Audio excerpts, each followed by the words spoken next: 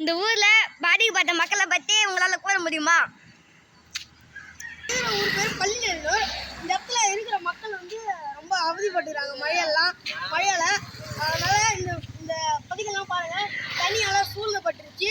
இந்த இடத்துல பாக்குறீங்க, காட்சி பாக்குறீங்க. அங்க பாருங்க, மீன்லாம் பிடிச்சிருக்கிறாங்க சில பேரு. பாருங்க, அந்த சைடு அங்கெல்லாம் போக முடியாது. இப்போ போன வண்டிலாம் இப்போ திரும்பி வருங்க.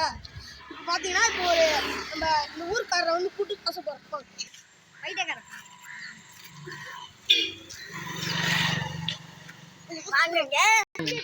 இந்த ஊரை பத்தி நீங்க கூற முடியுமா? கூற முடியும். எல்லாருமே வீட்டில் மழை மழை பெய்யுது, தண்ணி போகுது.